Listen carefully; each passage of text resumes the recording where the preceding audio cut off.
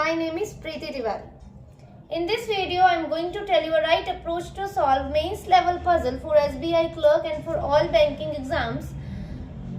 Okay, without wasting our time, let's start the video.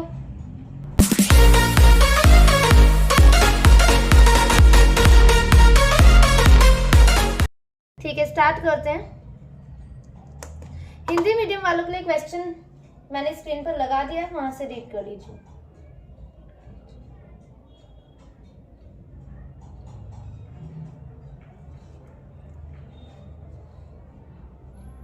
A family of 3 generations consists of 10 members. All of them are sitting in 2 parallel rows containing 5 persons each in such a way that there is an equal distance between adjacent seats. Okay, तो कौन सी puzzle है ये? Parallel row plus blood relation. We have to solve parallel row arrangement and blood relation. ठीक है?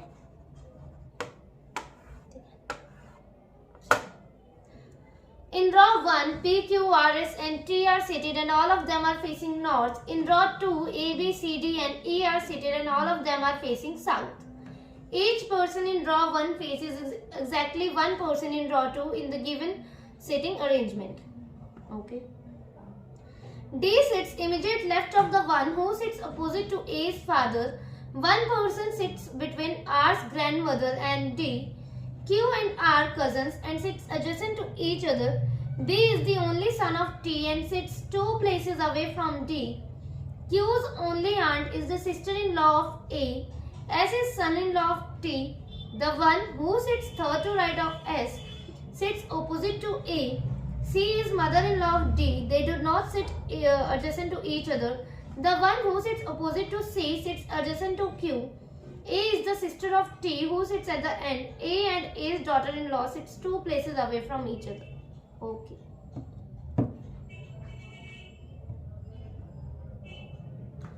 ठीक है, बनाते हैं।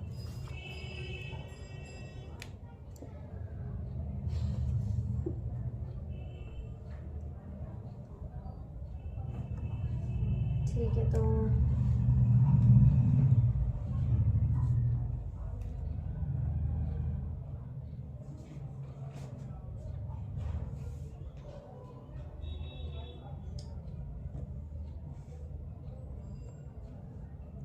इसमें तो नहीं सॉल्व हो पाएगा, करते हैं फिर इसमें सॉल्व करते हैं, इसमें करते हैं सॉल्व। ठीक है,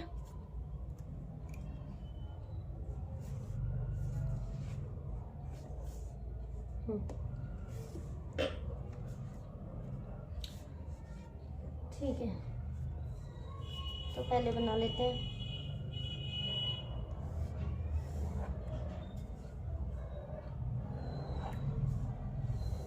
ये पॉसिबिलिटी नंबर 1 हो जाएगी, ये 2 हो जाएगी, और अगर और पॉसिबिलिटीज बनाने की जरूरत पड़ेगी तो मेंस लेवल पजल है हमें बनानी पड़ेगी। ठीक है, फिलहाल 2 बना लिए मैंने, 1 2 3 4 5, 1 2 3 4 5, 1 2 3 4 5, 1 2 3 4 एंड 5।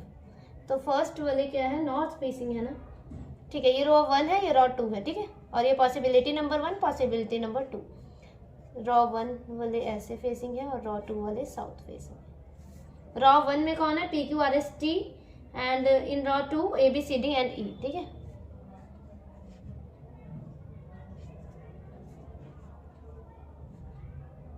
ठीक है,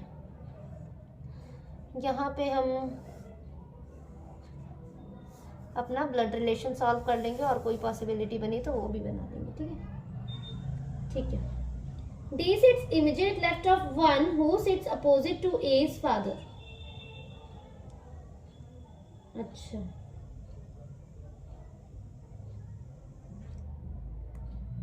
A's father मतलब A के कोई फादर है। ठीक है, D जो है उनके लेफ्ट में बैठा है, तो ठीक है, A के फादर हम बना लेते हैं A, और ये है A के फादर। ठीक है, ऐसे कर लें।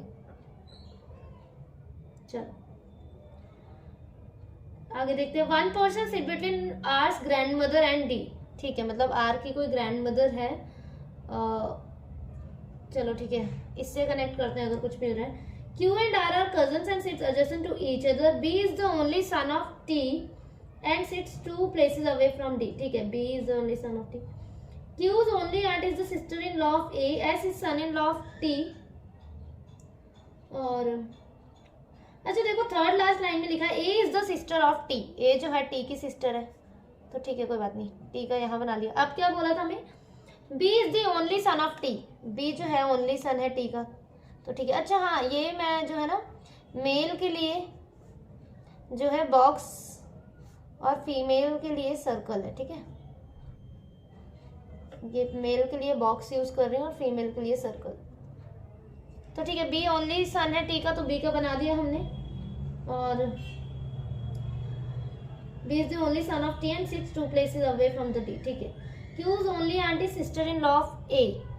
क्यू की जो आंट है वो सिस्टर इन लॉ है ए की, तो सिस्टर इन लॉ बनेगी यहाँ पर, ब्रदर है, ब्रदर की मैरिज हो चुकी होगी ना, तभी तो सिस्टर इन लॉ बनेगी, तो मतलब यहाँ पे ऐसे बन जाएगी, कौन है, Q's only aunt is sister in law of A, यहाँ पे सिस्टर इन लॉ आ जाएगी ए की, और यहाँ पर ऐसे बॉक्स बन जाएगा, ये मेल ये फीमेल, ठीक है। क्यू जो है सिस्टर इन लॉ बन गई ए की, और ये भी बोला है B is the only son of T, मतलब एक ही सन है सिर्फ, बाकी अगर होगी तो लड़कियां ही होंगी, ओनली सन लिखा है। और क्या लिखा है, S is the son in law of T. अच्छा, एस जो है ना सी का क्या है, सन इन लॉ है, मतलब दामाद है, ठीक है, तो मतलब इसकी कोई बेटी होगी एस, और इसका हस्बैंड जो होगा वही तो सन इन लॉ होगा ना। देखो टी का बी सिर्फ ओनली सन है, ये इनकी डॉटर है टी की, और ये सन इन लॉ बना दिया, एस जो है सन इन लॉ है टी का। The one who sits to right of S sits opposite to A, इसे बाद में देखते हैं। C is the mother in law of D। अच्छा, C और D को भी हमने अभी एडजस्ट करना है, करते हैं, ठीक है। अभी कितने परसेंट आ गए, 1 2 3 4 5 6 7, 1 3 और 6 7। अच्छा देखो, ये भी बोला है R की ग्रैंड मदर, R की ग्रैंड मदर, तो ग्रैंड मदर वाला तो यहाँ ही फर्स्ट, ये फर्स्ट जनरेशन है, ये सेकेंड और ये थर्ड है ना,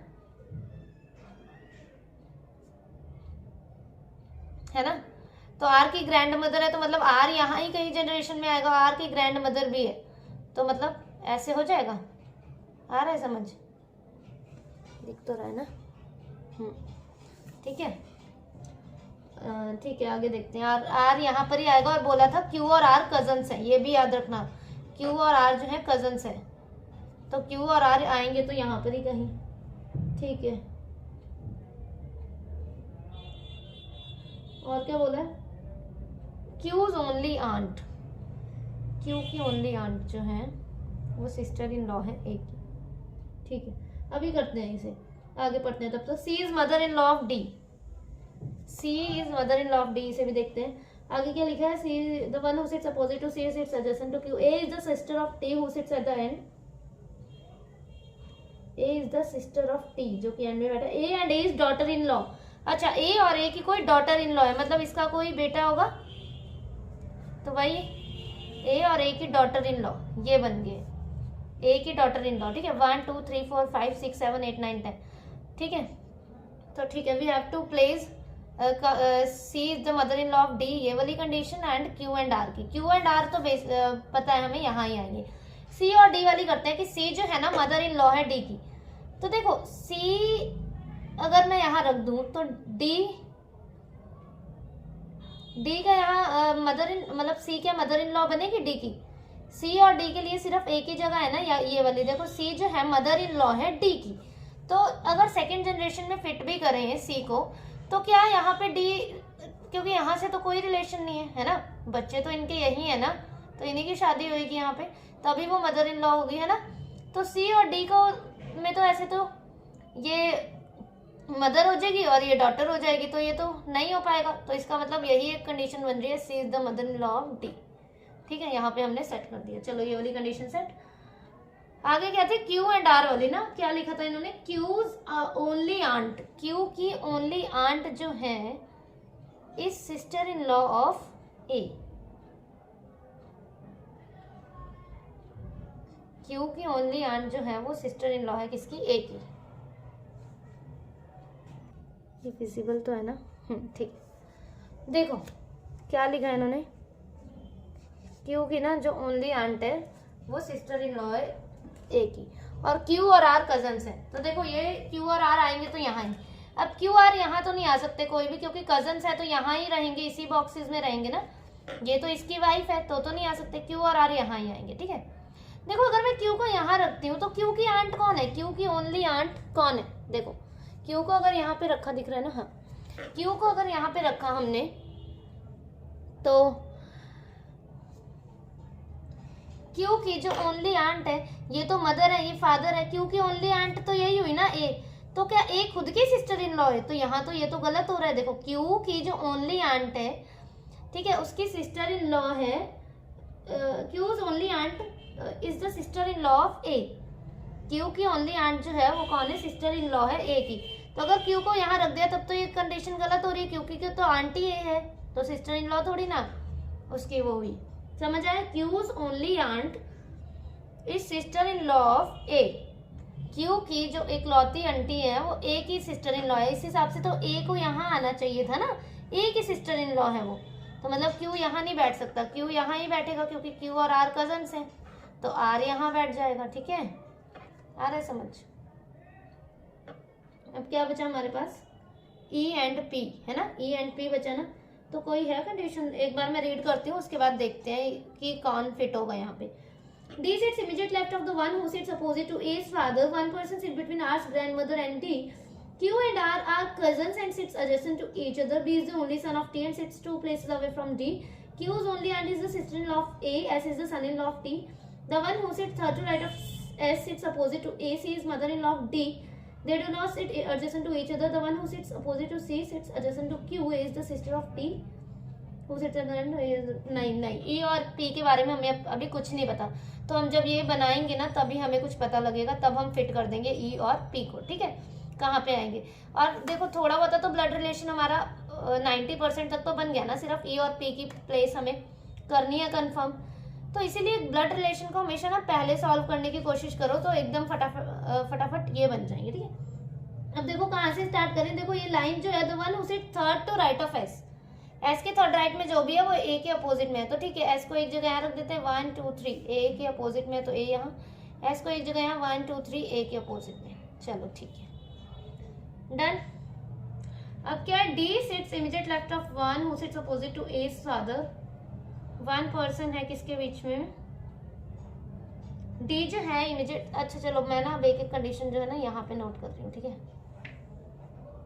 क्योंकि जो अगर कोई कंडीशन बनी तो हम यहाँ पे बना लेंगे। D sits immediate left of one who opposite to A's father. A के फादर नहीं पता पर हमें अभी, है ना,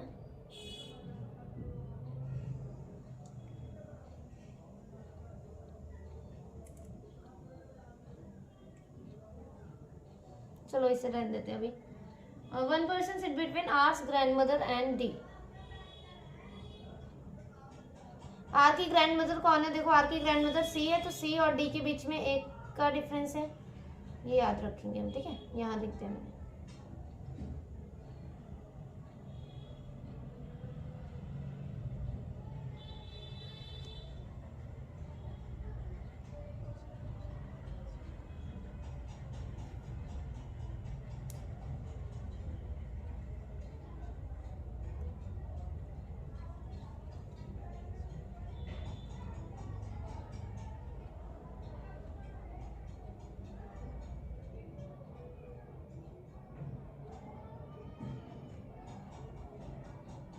ठीक है, नेक्स्ट वाले देखते हैं, लाइन और रीड करते हैं।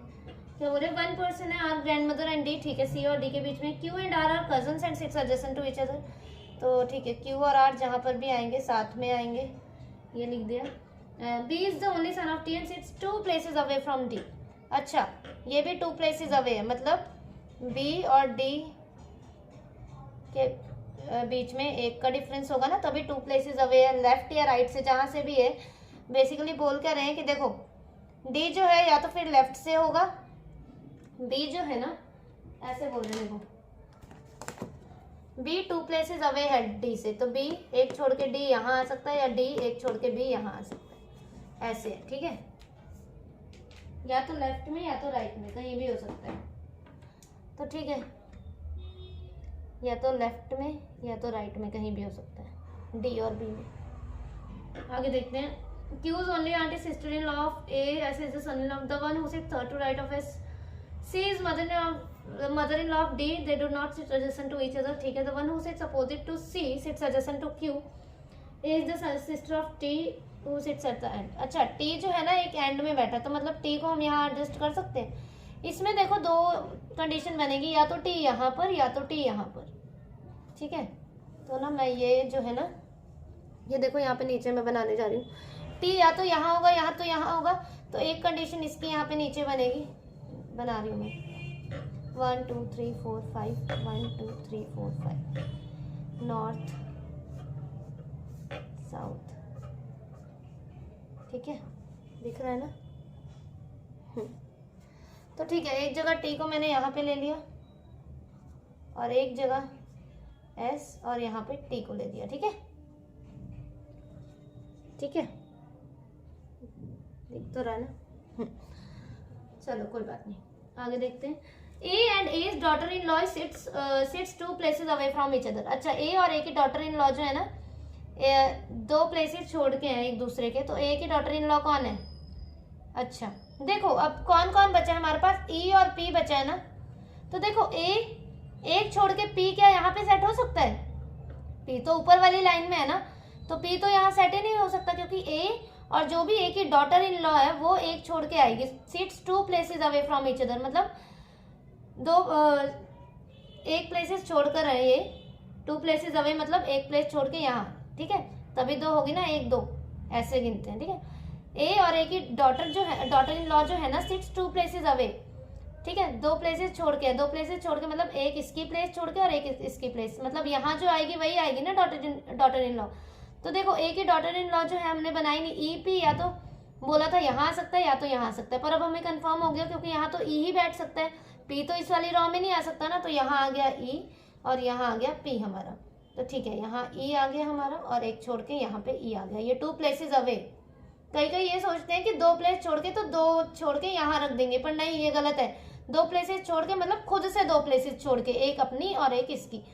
A और A की डॉटर इन लॉ जो है 2 places छोड़ के हैं एक दूसरे से, जैसे A की प्लेस छोड़ दी और ये A 1 2 यहाँ E। ठीक है, बन गया ये ब्लड रिलेशन, तो हमारा जो है ना वो पूरा बन गया। अब यहाँ भी हम रख सकते हैं ना, T के अपोजिट में A था, मतलब 3 यहाँ पे A आ गया ना, और एक छोड़ के E यहाँ आ गया। ठीक है, फाइन, दिख रहा है ना इतना? हाँ चलो ठीक है। अब देखो हम ना एक तो कंडीशन यहाँ पे ऐसे सॉल्व कर सकते हैं। D का एक छोड़ के C या तो यहाँ आएगा या तो यहाँ आएगा, और D का एक छोड़ के B या तो यहाँ आएगा या तो यहाँ आएगा, है ना? मतलब एक चीज तो कंफर्म है, D जो है ना आएगा मिडल में ही, C और B के मिडल में ही आना चाहिए। D की प्लेस जो है ना एंड में नहीं हो सकती, क्योंकि D का एक छोड़ के हमें C चाहिए और D से ही एक छोड़ के B चाहिए। अगर मैं D को यहाँ ले लूंगी तो एक छोड़ के C तो आ जाएगा पर B तो नहीं आ पाएगा, मतलब D की प्लेस जो है ना किसी एंड में नहीं हो सकती, बीच में ही हो सकती है। आ रहा है ना समझ? क्योंकि लिखा है इन्होंने, देखो 1 person sit between R grand mother and D। R की ग्रैंड मदर कौन है? C, तो C एक छोड़ के D, एक पर्सन। और बोला है B जो है ना 2 places, कहाँ है वो लाइन? अवे है D से, B is the only son, हाँ B is the only son of T and sits 2 places away from D। तो ठीक है, मतलब D का एक छोड़ के C को भी चाहिए और D से ही एक छोड़ के B को चाहिए। अब C और B को हम अभी बिठाएंगे।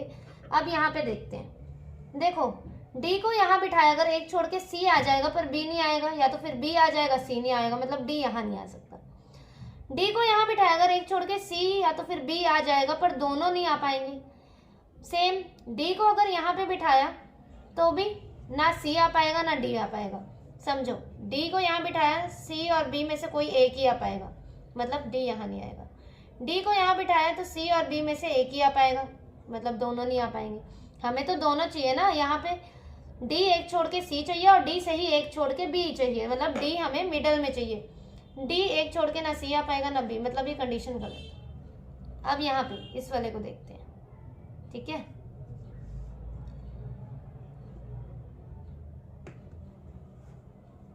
दिख रही है ना कंडीशंस? थोड़ा सा और ऊपर कर दो, ठीक है। अब सेम डी को अगर यहाँ रखा है फिर भी सी और बी में से एक ही आ पाएगा, है ना ही डी यहाँ आ पाएगा, क्योंकि डी जो है ना मिडल है में है सी और बी के, बस इतना सोच लो। फिर भी सी और बी नहीं एडजस्ट हो पाएंगे, डी को एंड में रखना ही नहीं है, ये भी कंडीशन गलत। यही कंडीशन बची अब हमारे पास ये वाली। अब देखते हैं, ठीक है। क्या फर्स्ट में क्या लिखा था, D sits immediate left of the one who sits opposite to A's father. D के इमीडिएट, डी किसके इमीडिएट लेफ्ट में है, इसके इमीडिएट लेफ्ट में है डी, है ना। साउथ का पता है ना कि साउथ में जो है ये लेफ्ट होता है और ये राइट होता है, सॉरी ये वाला लेफ्ट होता है और ये वाला राइट होता है, इतना तो पता है ना, है ना। तो ठीक है, डी जिसके भी इमीडिएट लेफ्ट में है ना, who sits, D sits immediate left of the one who sits opposite to A's father, ये ए के फादर के अपोजिट में है, तो ए के फादर कौन है, पी, तो पी यहाँ रख दिया, ठीक है, ओके। अब क्या था, क्यू और आर एडजेसेंट में है, तो मतलब क्यू और आर तो यहीं कहीं आ सकते हैं, ठीक है। पर अब हमें डेफिनेट में पता करना है कहाँ पर आएंगे, तो अब पढ़ना पड़ेगा हमें, कहाँ से पढ़े, Q and R sits adjacent to each other, B is the only son of T, the one who sits to right, C is mother in law of D. ये देखो, the one who sits opposite to C sits adjacent to Q, C के opposite में जो भी है, जैसे कि यहाँ पे इसमें समझो यहाँ सी है, सी के अपोजिट में जो भी है वो क्यू के एडजेसेंट में होना चाहिए, चाहे तो क्यू यहाँ हो चाहे क्यू यहाँ हो, या तो क्यू यहाँ होना चाहिए, या तो सी के अपोजिट में जो भी है, या तो क्यू यहाँ पे होना चाहिए, वो क्यू के ना एडजेसेंट में होना चाहिए जो भी सी के अपोजिट में है, ठीक है। तो ठीक है, कोई बात नहीं। देखो अगर सी को हम यहाँ रखते हैं तो सी के अपोजिट में ये है, क्या क्यू आ सकता है यहाँ पे, नहीं आ सकता, यहाँ तो ऑलरेडी पी बैठा हुआ है, तो इसका मतलब सी यहाँ नहीं रख सकते, सी यहाँ ही रख सकते हैं, बी के लिए ये प्लेस फिट होगी, सी के अपोजिट में टी, क्यू इसके एडजेसेंट में, और आर हमारा यहाँ हो गया, ये कंडीशन हमारी बन गई, समझ आया। S P R Q T B E D A C, ये हमारा फाइनल अरेंजमेंट बना है, और पी सी फर्स्ट जनरेशन में, A T D E Q B R S, ये हमारा फाइनल अरेंजमेंट बना है, ठीक है। और इसमें कंफ्यूज नहीं होना, देखो ये वाली जो लाइन्स है ना, ये देखो आप, ये जो लाइन लिखी है इन्होंने टू प्लेसेस अवे वाली, जो अगर ये बोल देना, अगर इन्होंने ऐसे बोला हो ए जो है टू प्लेसेस अवे है सी से, तो ऐसा नहीं करना सी दो छोड़ के ए और ए दो छोड़ के सी, ये गलत है, ठीक है। ये नहीं करना, ए टू प्लेसेस अवे सी, तो सी एक छोड़ के ए, इसका मतलब एक लेना है, ठीक है। एक ट्रिक समझ लो, अगर टू प्लेसेस अवे छोड़ा बोला, अरे सॉरी थ्री प्लेसेस अवे बोला है, तो इसमें से इसका मतलब दो छोड़ने हैं, ठीक है, अगर बीच का, क्योंकि वो खुद से बोलता है कि A sits A two places away from C, तो मतलब सी से दो प्लेसेस दूर है कौन, ए, तो सी की प्लेस होगी एक और ए, या तो ए एक छोड़ के सी, ऐसे लेफ्ट या राइट में कहीं पर भी हो सकता है, जब भी अवे का केस आए ना तो लेफ्ट में भी हो सकता है और राइट में भी हो सकता है, ठीक है। अगर वो बोले कि डी जो है थ्री प्लेसेस अवे है, किससे, अवे फ्रॉम एच, तो थ्री आ गया, three places away, three places away मतलब दो छोड़ने हैं, डी दो छोड़कर एच, यहाँ या तो लेफ्ट और राइट, प्लेसेस अवे ऐसे बोल देते हैं, तो ये हमें लेफ्ट और राइट का नहीं बताते, ठीक है, या तो एच दो छोड़ के डी ऐसे आ सकता है, ऐसे समझ आ रहा है कि ये जो बोलते हैं two places away, three places away, four places, अगर यहाँ पर आ गया कि फोर प्लेसेस अवे है, तो क्या करना है, अगर बोलेंगे D four places away from H, तो ऐसे कर देना है, तीन पर्सन छोड़ देने हैं, मतलब खुद से, खुद को भी इंक्लूड करना है। आप इतना कंफ्यूज मत हो, बस इसमें -1 कर देना, अगर 5 प्लेसेस अवे बोला है तो 5 - 1 4 पर्सन छोड़ देना, ठीक है, ऐसे। तो इसीलिए बोला था कि डी से एक छोड़ के सी होना चाहिए, या तो यहाँ या तो यहाँ, और डी से ही एक छोड़ के बी होना चाहिए, कहीं पर भी हो सकता है। आई कंडीशन समझ, ठीक है, okay. This is all about today's video and you can join my Telegram channel for PDFs, ठीक है। टेलीग्राम आप मेरा ज्वाइन कर सकते हो, bankers Avenue. Okay, thank you for watching the video.